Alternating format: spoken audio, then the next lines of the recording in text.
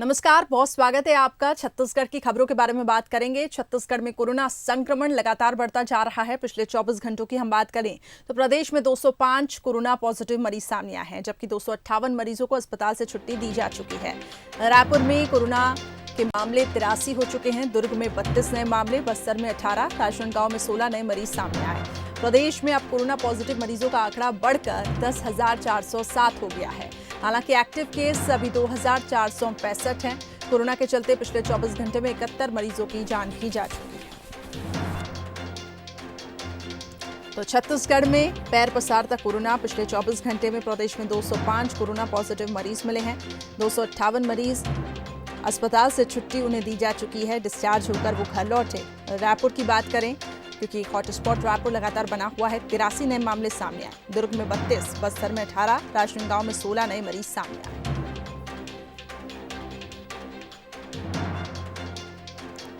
तो पिछले 24 घंटे में 205 नए कोरोना पॉजिटिव मरीज मिले हैं। वहीं छत्तीसगढ़ सरकार ने तेंदुपत्ता सामाजिक सुरक्षा योजना की शुरुआत की है। शहीद महेंद्र कर्मा के नाम पर योजना का नाम रखा गया। सीएम हाउस से सीएम भूपेश बघेल ने इस योजना की शुरुआत की। इसके साथ ही गोबर खरीदी की पहली किश्त का भुगतान भी किया गया। 20 जुलाई से 1 अगस्त तक का भुगतान ऑनलाइन किया गया। बता दें कि रायपुर, दुर्ग, राजनांदगांव, धमतरी में सबसे ज्यादा गोबर खरीदी की गई है।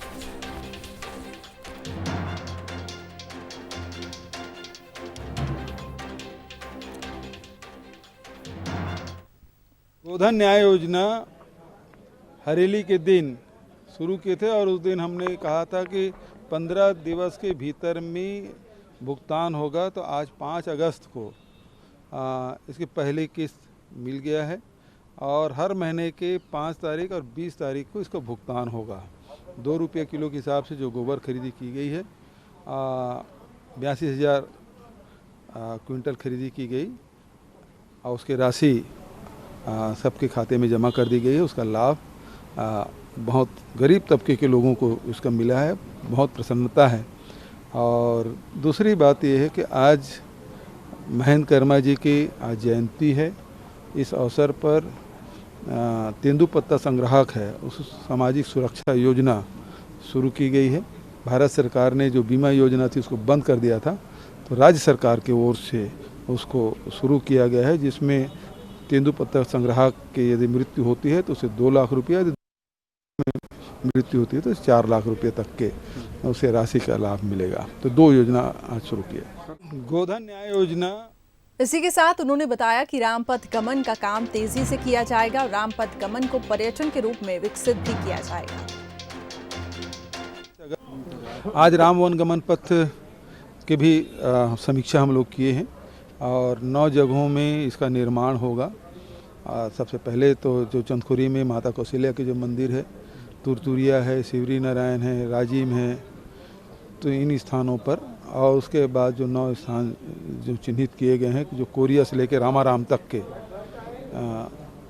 निर्माण होना है, तो राम वन गमन पथ का भी, और वहाँ जो जहाँ जहाँ भगवान राम रुके हैं उन जगहों को भी उसका सौंदर्यीकरण, विस्तार उसी प्रकार से होगा जैसे एथनिक ढंग से उसके निर्माण किया जाएगा। उसका लाभ मैं समझता हूँ कि जितने भी श्रद्धालु हैं और पर्यटक हैं उसको इसका लाभ मिलेगा। चलिए अब खबर रायपुर से मिल रही है, जहां निगम मंडल की दूसरी सूची को लेकर हलचल तेज हो गई है। जल्द आएगी निगम मंडल की दूसरी सूची। प्रदेश प्रभारी पीएल पुनिया का कल संभावित दौरा है, तो दूसरी सूची में करीब 100 से अधिक नाम हैं। इससे पहले हमने देखा कि पहली सूची आई थी जिसमें बड़े नेताओं को ज्यादा तरजीह दी गई थी, तो अब दूसरी सूची को लेकर हलचल तेज हो गई है। जल्द अब निगम मंडल की दूसरी सूची जारी की जाएगी। विशेष संवाददाता मोहन तिवारी अधिक जानकारी के लिए हमारे साथ जुड़ चुके हैं। मोहन, अब निगम मंडल की दूसरी सूची कभी भी जारी हो सकती है, ये बताएं कि इसमें क्या क्राइटेरिया रखा गया है, किसको तवज्जो इसमें मिल सकती है ज्यादा?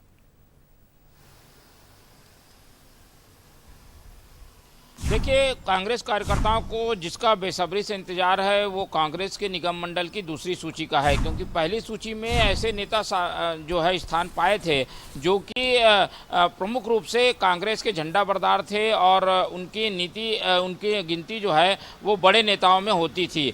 ऐसे में जो कार्यकर्ता है और जिन्होंने चुनाव में संचालन में एक बड़ी भूमिका निभाई है वो जो है सत्ता में अपनी भागीदारी का बेसब्री से इंतजार कर रहे थे। तो ये जानकारी आ रही है कि ये इंतज़ार अब ख़त्म होने वाला है, क्योंकि पीएल पुनिया अब कल या परसों संभावित दौरे पर छत्तीसगढ़ आएंगे और जो कि पहले से मुख्यमंत्री और मंत्रियों के डिस्कशन में एक सूची तैयार हुई है उसे अंतिम रूप देंगे, क्योंकि यहाँ पर स्थानीय नेताओं से सारी चर्चा हो चुकी है।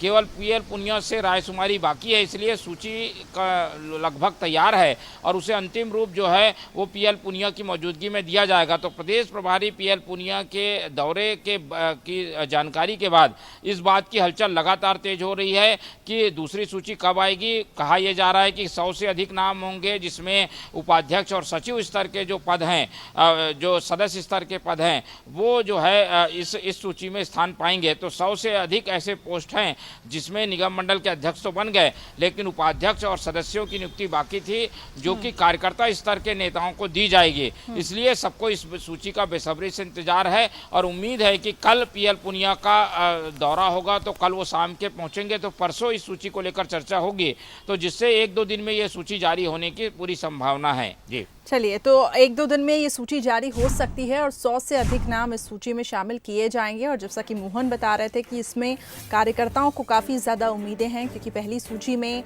बड़े नेताओं को ज़्यादा तवज्जो दी गई। अब देखने वाली बात होगी कि इसमें क्या क्राइटेरिया कांग्रेस इसमें रखती है। बहुत बहुत शुक्रिया मोहन, लगातार इससे जुड़ी अपडेट्स हम आपसे लेते रहेंगे। तो प्रदेश प्रभारी पीएल पुनिया का कल संभावित दौरा है। दूसरी सूची में 100 से अधिक नाम हो सकते हैं और उसको लेकर हलचल तेज हो गई है। वहीं छत्तीसगढ़ में 15 अगस्त की तैयारियां शुरू हो गई हैं। मुख्यमंत्री भूपेश बघेल राजधानी रायपुर में आजादी के जश्न में शामिल होंगे। राज्य शासन ने प्रदेश भर में मनाए जाने वाले स्वतंत्रता दिवस को लेकर गाइडलाइन जारी की है। कोरोना के जोखिम को देखते हुए प्रशासन सतर्क भी है।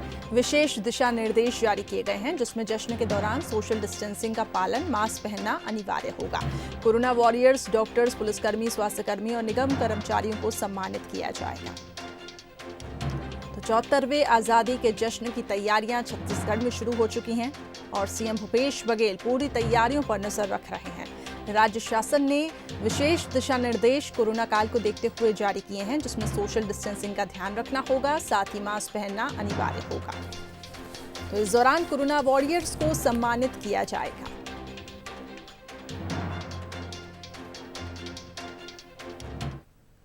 वहीं छत्तीसगढ़ में राजधानी रायपुर समेत कई शहरों में अब लॉकडाउन नहीं बढ़ेगा। सीएम भूपेश बघेल ने मंत्रियों के साथ लॉकडाउन को लेकर चर्चा की।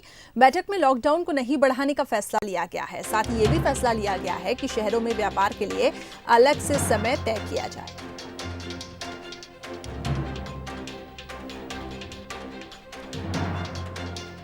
छत्तीसगढ़ में जिस तरीके से बड़े शहरों में कोरोना का संक्रमण अभी दिख रहा है, फिर से हम लोगों ने कलेक्टरों को अधिकृत किया हुआ है। इस लॉकडाउन से तो निश्चित रूप से जो बढ़ने का ग्रोथ था वो निश्चित रूप से नियंत्रित हुआ। हार्ड इवेंट पे आधार पे भी कोई दुकानें आप खोल सकते हैं। इस तरीके से हमने जिला प्रशासन को कलेक्टरों का अधिकार दिया हुआ है ताकि वो जल्दी से निर्णय ले लें। विशेष रूप से रायपुर, बिलासपुर, विशेष रूप से और दुर्ग, ये जो जिले हैं जहाँ संक्रमण, बाकी जिलों में तो लगभग लॉकडाउन समाप्त था और उन जिलों की स्थिति वैसी रहेगी, क्योंकि संक्रमण बढ़ने जैसा अभी कोई और प्रकरण अन्य जिलों से आया नहीं। तो अयोध्या में तो राम मंदिर को लेकर कल जिस तरीके से जश्न का माहौल था, तो वहीं देश के अलग अलग हिस्सों में भी जश्न देखने को मिला। बात छत्तीसगढ़ की करते हैं, आइए आपको वहां की कुछ तस्वीरें दिखाते हैं। राम लला वो राम लला, अवध के प्यारे राम लला, जगत के प्यारे राम लला, प्यारे प्यारे राम लला।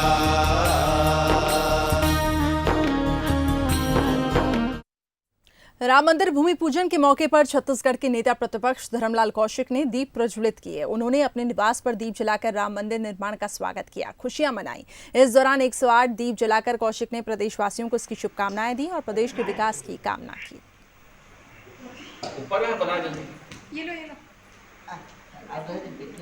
सुंदर रंग बिरंगी यहाँ पे रंगोली भी बनाई गई। 108 दिए जलाए गए।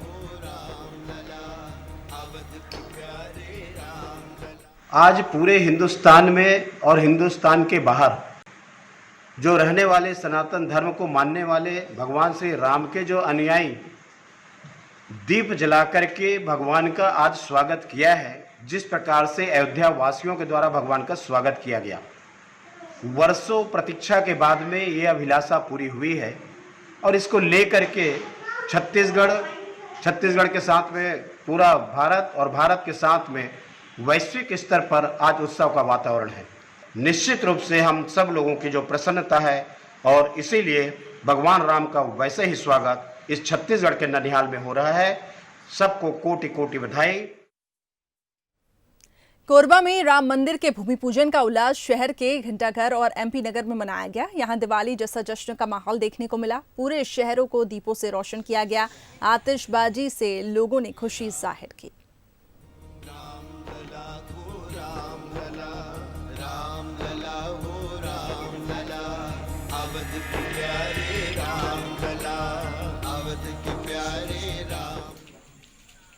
राम भगवान जब वनवास के बाद आए थे तो हम उस चीज़ को दिवाली के रूप में मनाते हैं। और 500 सालों से जितना कुछ हुआ है सारा देश जान रहा है, तो 500 सालों के बाद जो ये दिन आ रहा है तो हमारे लिए दिवाली से कम नहीं। और हम मतलब बरसों की तमन्नाएं हमारी पूरी हुई ऐसा लग रहा है और त्यौहार के जैसे मना रहे हैं। हम तो बहुत खुश हैं और हम चाहते हैं कि राम राज्य जैसे यहाँ हो जाए तो बहुत ही खुशी होगी। बहुत बहुत धन्यवाद कि हमारे देश की जो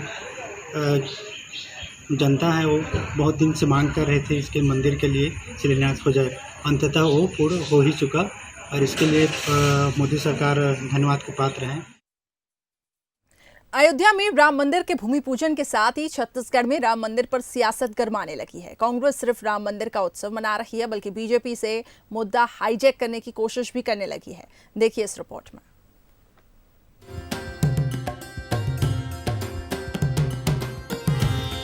अयोध्या में राम मंदिर का भूमि पूजन उत्सव के माहौल के बीच भव्य तरीके से हो गया। इसकी चर्चा देश ही नहीं दुनिया भर में हो रही है। लेकिन अगर छत्तीसगढ़ के संदर्भ में बात की जाए तो छत्तीसगढ़ सरकार ने बढ़ चढ़कर इस उत्सव में न सिर्फ भाग लिया बल्कि कांग्रेस ने कई उत्सव का आयोजन भी किया। कई बड़ी घोषणाएं चंद्रपुरी से लेकर राम वन गमन पथ तक की गई। पूरे माहौल में अपने आप को कांग्रेस ने राम भक्त बताने में कोई कमी नहीं छोड़ी। इसकी चर्चा इसलिए भी ज्यादा हुई क्योंकि प्रदेश कांग्रेस का उत्साह केंद्रीय कांग्रेस के उत्साह से कई गुना ज्यादा दिखा। हालांकि कांग्रेस के इस उत्साह से बीजेपी बेचैन दिखी। पूरे भारत के जन जन को पता है कि जिन लोगों ने भगवान राम के अस्तित्व को एफिडेविट देकर नकारा, जिन लोगों ने शाहबानू के साथ मुस्लिम तुष्टीकरण की राजनीति की शाहबानू के साथ अन्याय करते हुए और उसके बाद जब हिंदू नाराज हुए तो हिंदुओं की राजनीति करते हुए जाके ताला खोलने का काम किया और फिर उसको ठंडे बस्ते में डाल दिया, केवल राजनीति करते आए और भगवान राम के अस्तित्व को नकारते हुए जिस कांग्रेस ने एफिडेविट दिया उनके मुंह से भगवान राम के संदर्भ में कोई भी क्रेडिट लेने की बात बिल्कुल बेईमानी है और इस बात को हर जनमानस भारतीय जनमानस समझता है। कांग्रेस नेता छत्तीसगढ़ में राम नाम का जाप करते नजर आए और बीजेपी पर राम नाम को हाईजैक करने की कोशिश का आरोप लगाया। कांग्रेस ने बीजेपी पर राम के नाम पर सिर्फ वोट बैंक की राजनीति करने के आरोप लगाए। पूरा राजनीतिक कार्यक्रम दिख रहा है। ये होना तो ये चाहिए था कि आज संतों के द्वारा ही राम जन्मभूमि का शिलान्यास होना चाहिए था। बाकी यहाँ मंच पर बैठे हुए किसी भी व्यक्ति को यह अधिकार नहीं है कि वो इस बात का श्रेय ले। भारतीय जनता पार्टी वोट पाने के लिए इसका स्मरण करती है। ये बुनियादी अंतर कांग्रेस और भारतीय जनता पार्टी के उसमें नाना प्रकार का मिथ्या प्रचार मैं देख रहा हूं कि कांग्रेस ने तो ये कह दिया कि राम का अस्तित्व नहीं है। सरासर झूठ, और झूठ बोलने में महारत हासिल है। राम मंदिर के भूमि पूजन के माहौल में छत्तीसगढ़ में कांग्रेस ने बढ़ चढ़कर हिस्सा लिया बल्कि बीजेपी से 4 कदम आगे भी रही। ऐसे में सवाल ये उठ रहे हैं कि आगे छत्तीसगढ़ कांग्रेस अब अपनी बरसों पुरानी गलती को दोहराना नहीं चाहती है, जो पिछले कई साल से इसका खामियाजा राष्ट्रीय स्तर पर उसे भुगतना पड़ा है। क्या प्रदेश कांग्रेस अब बीजेपी को उसी के मैदान में राम नाम से पटकनी देगी? लेकिन सवाल ये भी है कि क्या राम नाम के जाप से कांग्रेस की नैया पार होगी? अभिषेक शुक्ल, बंसल न्यूज, रायपुर। अयोध्या में राम मंदिर के निर्माण को लेकर कांग्रेस काफी उत्साहित है। कांग्रेस इसे राजीव गांधी के प्रयासों का नतीजा बता रही है। वहीं बिलासपुर में कांग्रेस कार्यकर्ताओं ने राजीव गांधी चौक पर राजीव गांधी की प्रतिमा पर माल्यार्पण किया और दिए जलाकर अयोध्या में श्री राम मंदिर के शिलान्यास का स्वागत किया। कांग्रेस कार्यकर्ताओं का कहना है कि राजीव गांधी ने ही राम मंदिर का ताला खुलवाया था। उनकी सोच थी बड़ी और राम मंदिर का निर्माण इसलिए हुआ, लेकिन इस बीच उनके निधन और मामला कोर्ट में जाने के कारण मंदिर का निर्माण अटका रहा।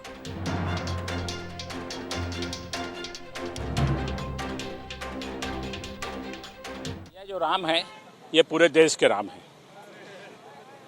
राम भगवान पूरे हिंदुत्व के भगवान है, सब उसे उद्धार करते हैं। कण कण में राम है। राम की राम को हमारे जो भोले शंकर थे वो भी मानते थे।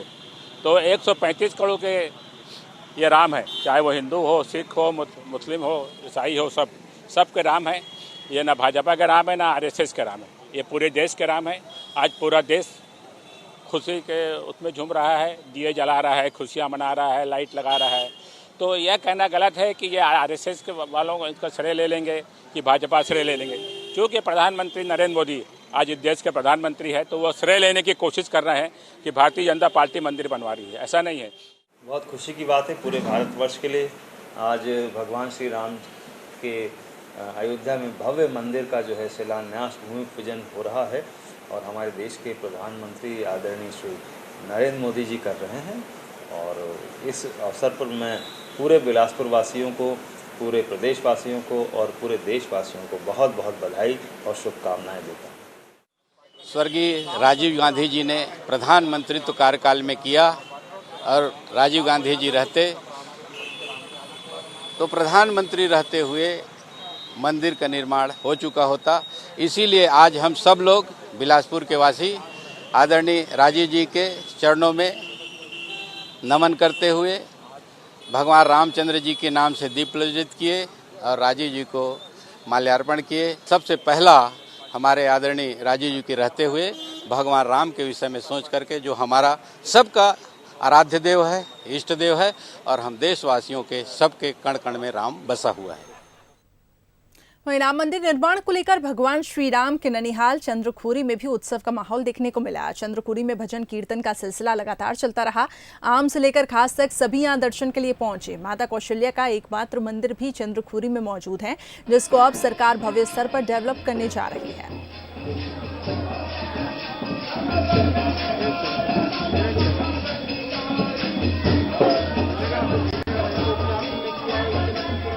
कौशल्या माता के चंद्रखुरी मंदिर में हम मौजूद इस वक्त यहाँ पर है।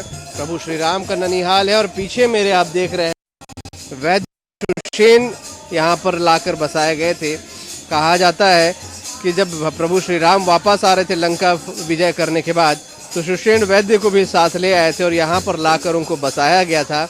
अपने ननिहाल में प्रभु श्री राम ने उनको रखा था ताकि वो यहाँ पर रहकर उनके ननिहाल के लोगों का इलाज करें।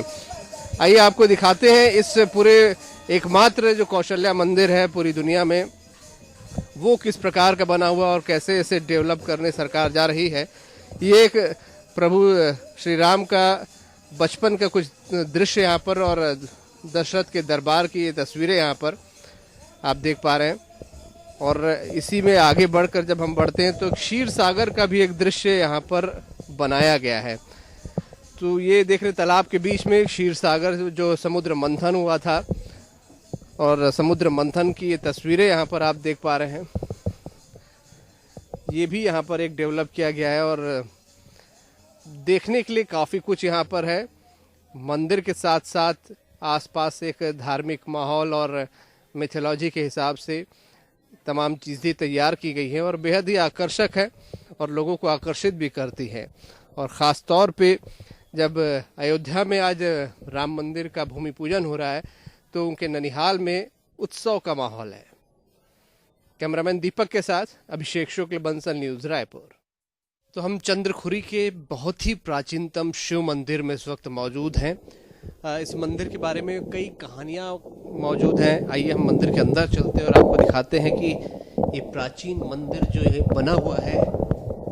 कहा जाता है इसके बारे में कि ये मंदिर 6 महीने में बनकर तैयार हुआ था।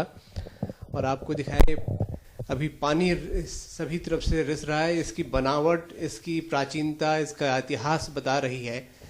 कहा जाता है कि 6 महीने दिन और 6 महीने रात जब हुआ करती थी, तब ये मंदिर रात्रि में ही बनना शुरू हुआ था और 6 महीने तक ये मंदिर बनता रहा। और जब दिन हुआ तो दिन के बाद जैसे ही रोशनी आई, इस मंदिर का निर्माण रोक दिया गया। इस प्रकार की कहानियाँ, किंवदंतियाँ इस मंदिर के बारे में यहाँ पर प्रसिद्ध है। ये शिवलिंग है यहाँ पर, हालांकि अधूरा निर्माण है, आप देख रहे हैं, लेकिन ख़ास तौर पर सावन के महीने में भक्त ज़रूर पहुँचते हैं इस प्राचीन मंदिर में भगवान शंकर के दर्शन करने के लिए। तो ये अधूरे निर्माण हैं और अपनी पूरी कहानियाँ यहाँ पर ये बयां कर रहे हैं। बाहर कुछ मूर्तियाँ भी हैं और ये मूर्तियाँ यहाँ पर बता रही हैं कि किस तरीके का इसका इतिहास यहाँ पर रहा होगा। ये अधूरा निर्माण ही रह गया और ये अधूरे निर्माण कुछ खंडित भी यहाँ पर हो गए हैं। कई तरह की कहानियाँ इस मंदिर के बारे में प्रचलित हैं और अधूरा जो निर्माण था उसकी वजह से ये मंदिर अधूरा रह गया, पूरा बन नहीं पाया। फिलहाल बाउंड्री बनाकर प्रशासन ने इसे संरक्षण देने की कोशिश ज़रूर यहाँ पर की है। इसका ऐतिहासिक सांस्कृतिक महत्व है, ये भी हम बताने की कोशिश करते हैं। 10वीं 11वीं शती ईस्वी में इसका निर्माण हुआ था और इसकी शाखाओं पर गंगा और यमुना नदी देवी अंकित हैं। सिरदल पर ललाट बिंब में गज लक्ष्मी बैठी हुई हैं, जिसकी एक और बाली और सुग्रीव के मल्ल युद्ध और मृत बाली का सर गोद पर रखकर विलाप करती हुई तारा का करुण दृश्य है, जो कि आपको ऐसे समझ में नहीं आएगा, लेकिन इसमें पढ़ने के बाद आपको शायद अंदाज़ा हो कि क्या इस मंदिर के ज़रिए कहने की कोशिश थी और क्या यहाँ पर कहा जा रहा था। बहरहाल ये शिव मंदिर बहुत ज़्यादा एक्सपोजर तो इसको नहीं मिला है, लेकिन इसका इतिहास, इसकी प्राचीनता, इसकी बनावट यहाँ पर दिखा रही है। कैमरामैन दीपक के साथ अभिषेक शुक्ल, चंद्रखुरी। वहीं कोरबा में एक पुलिस जवान ने अपनी ड्यूटी करने के साथ ही प्रसव पीड़ा से करा रही महिला की मदद की। तस्वीरों में देखा जा सकता है कि पुलिस जवान महिला को टोकरी के सहारे कांवर में उठाकर ले जा रहा है। बता दें कि डायल 112 की टीम को जानकारी मिली थी और तियरडांड गांव में महिला को प्रसव पीड़ा हो रही है। सूचना के बाद टीम मौके पर पहुंची। गांव जाने के रास्ते में बड़ा नाला था, जिसकी वजह से वाहन को रास्ते में ही रोककर टीम के सदस्य पीड़ित महिला के घर पैदल गए और पुलिस जवान के साथ टीम के सदस्यों ने कांवर के सहारे महिला को नाला पार कराकर वाहन तक सुरक्षित लाए। उसके बाद महिला को अस्पताल में भर्ती कराया गया, जहां महिला ने स्वस्थ बच्चे को जन्म दिया है।